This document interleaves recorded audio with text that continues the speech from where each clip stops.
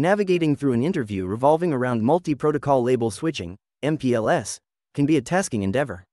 This video guide will provide you with the top 25 MPLS interview questions and their corresponding answers, ensuring you are well prepared. From basic to complex MPLS concepts, this comprehensive video will equip you with the knowledge to answer confidently and accurately. Whether you're a beginner or an expert, these questions are designed to help you shine in your next MPLS-related interview.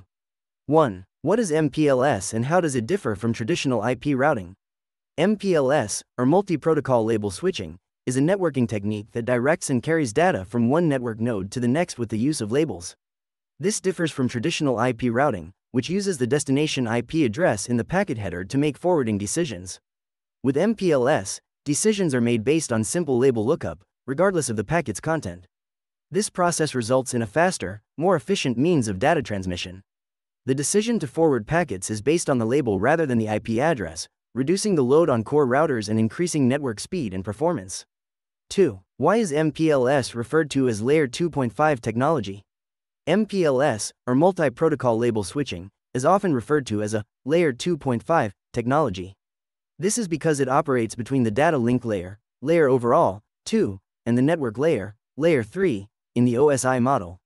This unique positioning allows it to provide the best features of both layers. From Layer 2, MPLS inherits the ability to carry a multitude of different data types. From Layer 3, it takes the ability to route packets based on the information contained in their headers. This hybrid approach enables higher performance, greater scalability, efficient management of traffic flow, and improved quality of service. 3. Can you explain the concept of a label switch path, LSP? Label switch path, LSP, is a path through an MPLS network. These paths are established by the signaling protocol, which could be Label Distribution Protocol, LDP, Resource Reservation Protocol Traffic Engineering, RSVP, or Border Gateway Protocol, BGP. Once established, all the packets belonging to a particular forward equivalence class, FEC, follow the same LSP. The LSP provides a way to forward the packets based on the labels rather than the IP headers, which can lead to more efficient and flexible traffic engineering. A key aspect of LSP is its unidirectional nature.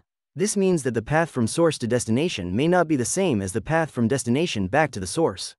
This can be beneficial in situations where the network topology requires different paths for different directions of traffic. The establishment and maintenance of LSPs are critical for the functioning of an MPLS network. Therefore, understanding the concept of LSP is fundamental for managing and troubleshooting an MPLS network. 4. What are the key components of an MPLS network? The key components of an MPLS network include routers, switches, and the MPLS cloud. Routers are responsible for the creation and distribution of labels, while switches, specifically the label switch routers, LSRs, perform the task of forwarding packets based on these labels. The MPLS cloud is a virtual environment where all of these interactions take place.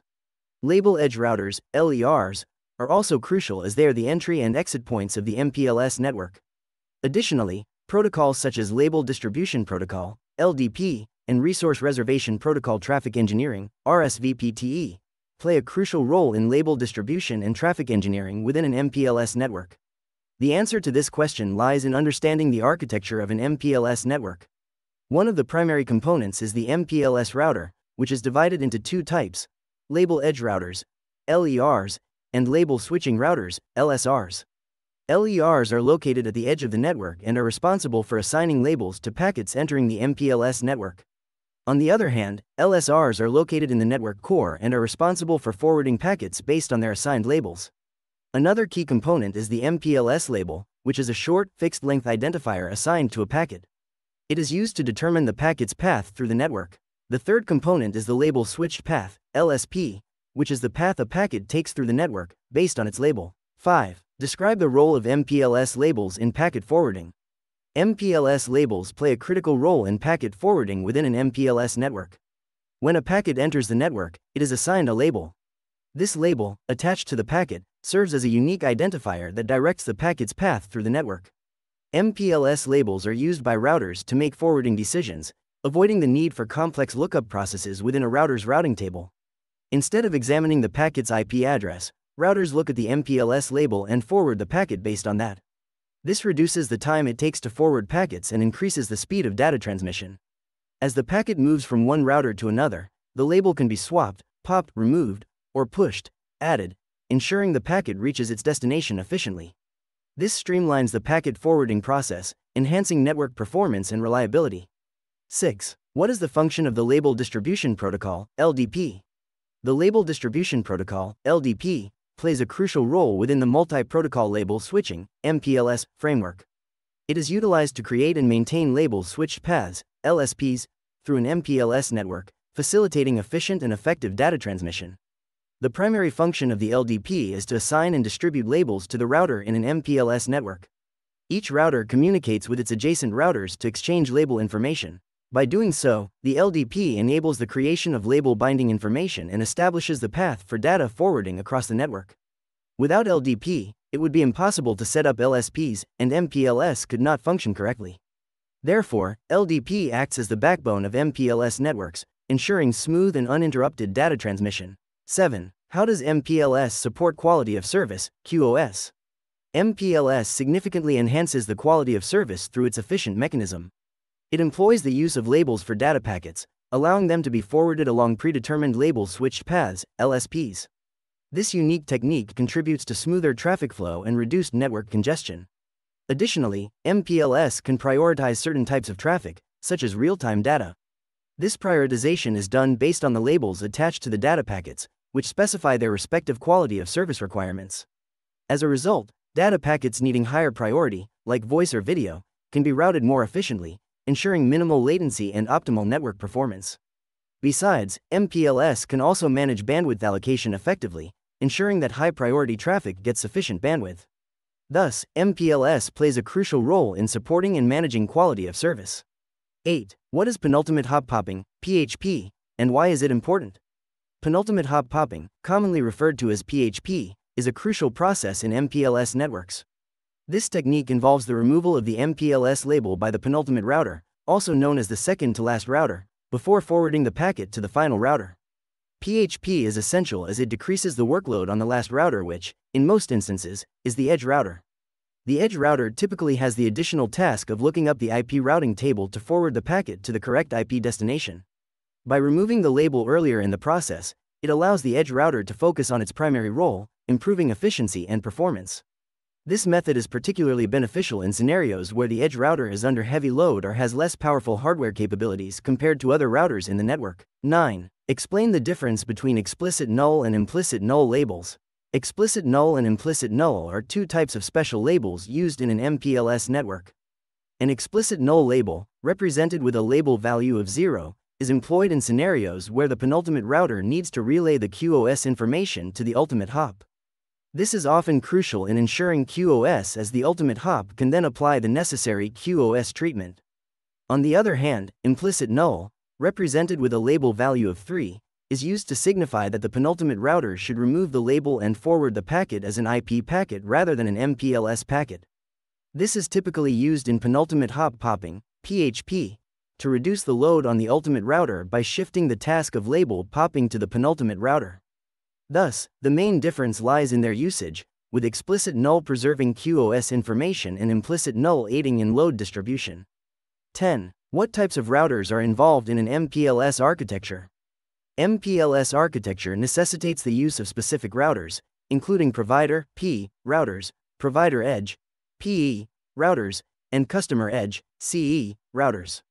P routers, also known as core routers, are located within the provider's network and are responsible for packet forwarding. PE routers are placed at the edge of the provider's network and connect to the CE routers. PE routers assign labels to incoming packets and remove them from outgoing packets. CE routers, located at the customer's edge, communicate with the PE routers and are not aware of the MPLS technology being deployed in the network. 11. How does MPLS handle traffic engineering? MPLS primarily manages traffic engineering by creating predetermined pathways for network traffic. Through the implementation of label switched paths, LSPs, it enables the routing of data packets along paths that don't necessarily follow the shortest path determined by traditional IP routing. This is achieved by assigning labels to packets, which dictate the path they should follow through the network.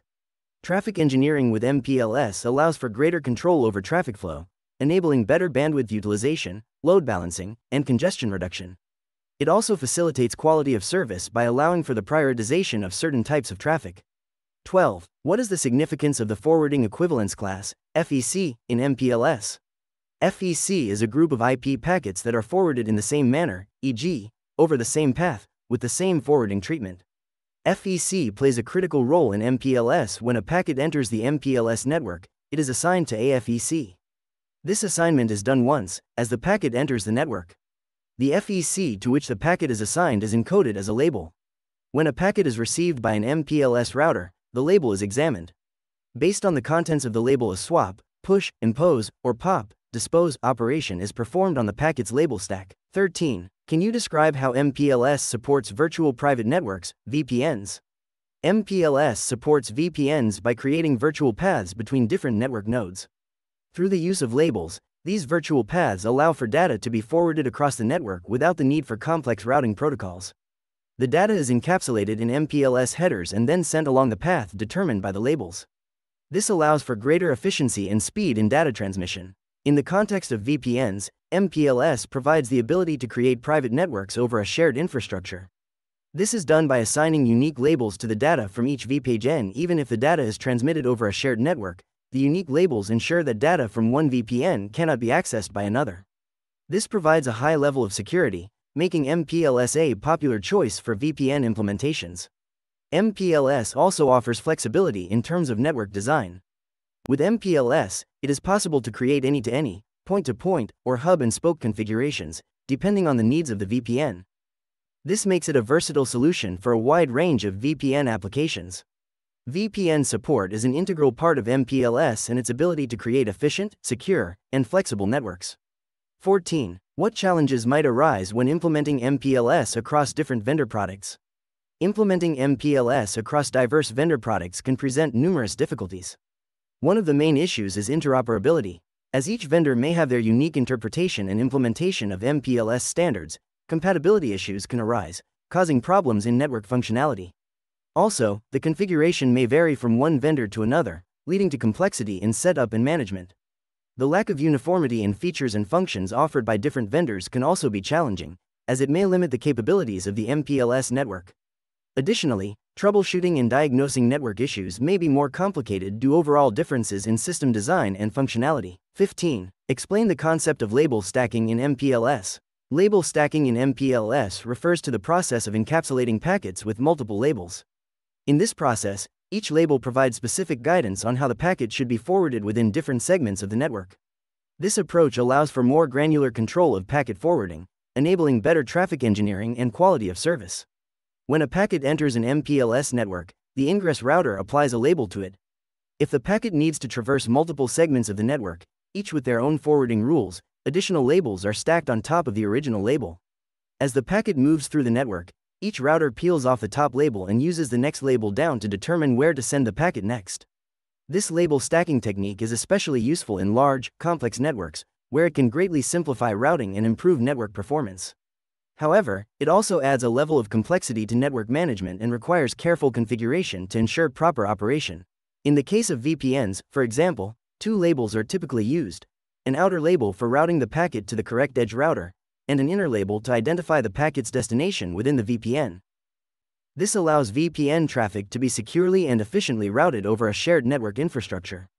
16. What protocols does MPLS utilize for label distribution? MPLS employs several protocols in distributing labels. The two primary ones are LDP, Label Distribution Protocol, and RSVP, Resource Reservation Protocol. LDP is predominantly used for establishing label switched paths through a network based on existing IP routing tables. It is responsible for creating and maintaining labels for forwarding equivalence classes, FECs. On the other hand, RSVP is not strictly a label distribution protocol, but it can be employed in this capacity within an MPLS framework. When used with the traffic engineering extension, RSVP-TE, it supports the reservation of resources across an IP network and aids in the creation of explicit paths, thereby enabling traffic engineering capabilities. In the context of MPLS, RSVP-TE allows for the creation of label switched paths that are more granular than the ones typically created through LDP. Another protocol worth mentioning is BGP, Border Gateway Protocol, particularly MPBGP, Multiprotocol BGP, which is used in MPLS VPNs for distributing labels. These protocols play a significant role in ensuring efficient and effective label distribution in an MPLS network. 17. How does multi-protocol BGP, MPBGP, function within an MPLS framework? MPBGP plays a crucial role within the MPLS framework by enhancing the traditional BGP's capabilities. It enables the MPLS to support multiple network layer protocols, which is essential for managing the complex networking requirements of today's organizations. MPBGP is able to distribute different types of network layer reachability information, making it a versatile tool for network administrators. It's particularly useful in MPLS-based VPNs, where it can distribute VPN labels to customer edge routers, which then use these labels for forwarding VPN traffic. MPBGP allows for the creation of unique VPN routing and forwarding instances, ensuring the isolation of customer traffic and the overall security of the network. MPBGP thus plays a vital role in promoting the functionality, scalability, and security of an MPLS network. 18. What is the role of Resource Reservation Protocol Traffic Engineering, RSVPTE, in MPLS? RSVPTE is a significant component within MPLS, serving a crucial function in establishing and maintaining network paths for traffic engineering. It enhances the capabilities of the original RSVP by adding features that support traffic engineering, such as explicit routes, linked attributes, and constraint-based routing. This protocol is used to signal and reserve resources across an IP network and to request specific paths for traffic flows. It ensures the efficient management of network resources by creating label switched paths, LSPs, based on resource availability and network policies. This optimizes the traffic flow and enhances the performance of the network. RSVPTE communicates with the routing component to gather network topology and resource information. This information is used to establish explicit routes that meet the requirements of the service provider or customer. Therefore, RSVPTE plays a vital role in providing traffic engineering solutions in MPLS networks. 19. How does MPLS handle multicast traffic? MPLS can manage multicast traffic by using point-to-multipoint, P2MP, and multipoint-to-multipoint, MP2MP, label switched paths, LSPs. These LSPs are built using extensions to RSVPTE protocol. It allows multicast traffic to be transported across an MPLS backbone, without requiring the backbone routers to support native IP multicast. This is particularly beneficial for service providers that need to transmit live video feeds or other multicast data over their MPLS network. MPLS handles multicast traffic through point-to-multipoint, P2MP, and multipoint-to-multipoint, MP2MP, label switched paths.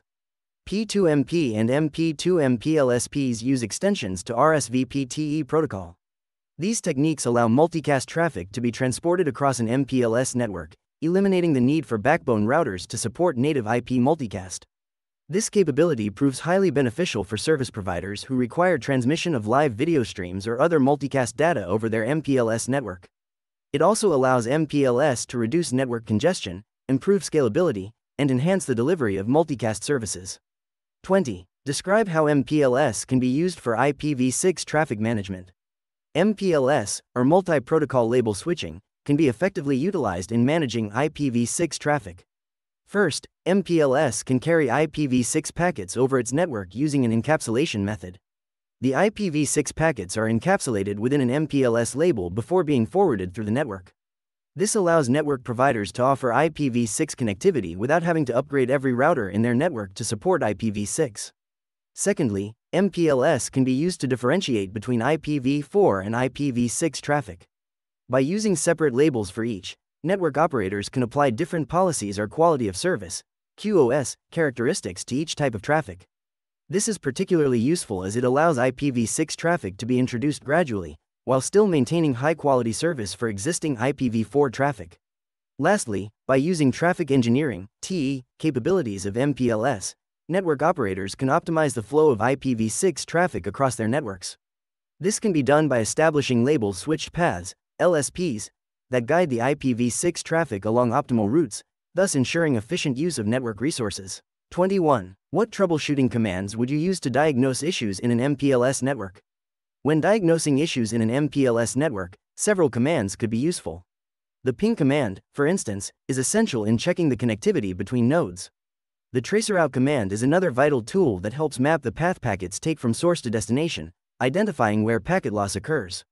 Another essential command is show MPLS LDP bindings, which shows the label information base, LIB, and the bindings of labels to FECs.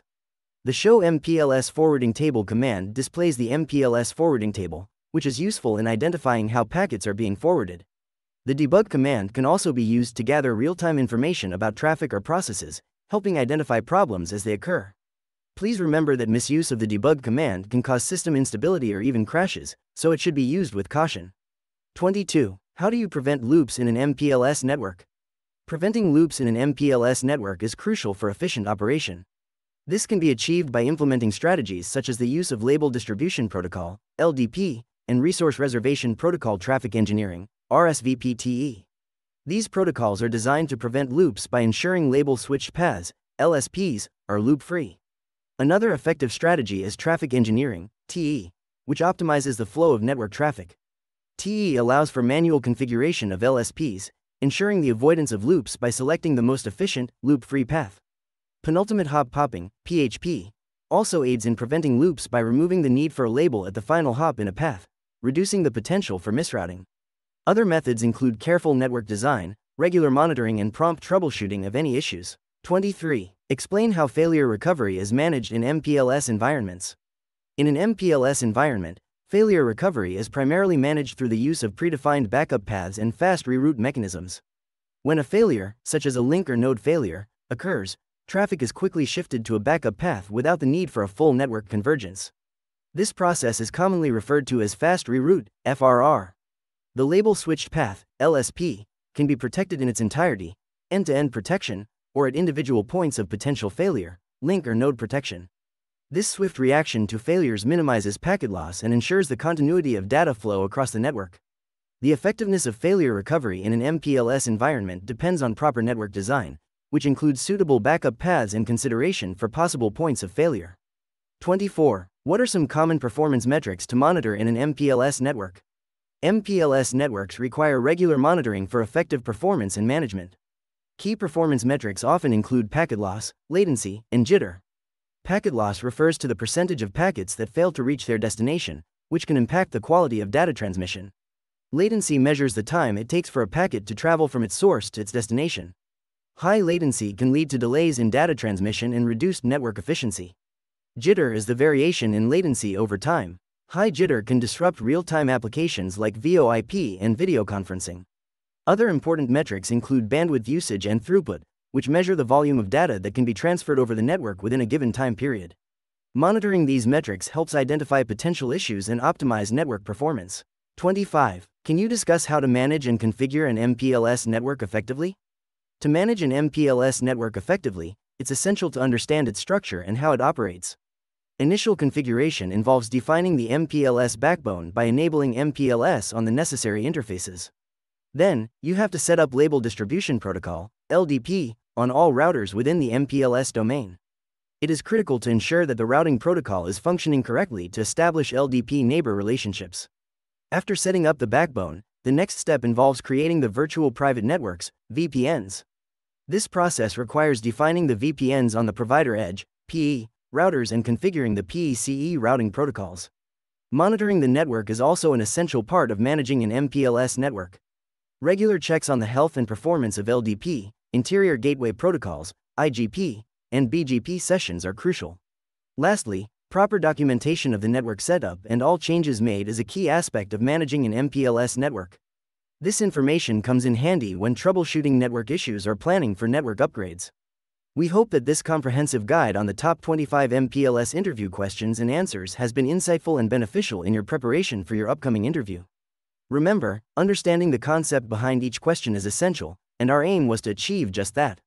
We urge you to review these questions and answers until you're comfortable and confident. If you found this video helpful, please hit the like button and don't forget to subscribe to our channel for more such informative content. Good luck with your interview.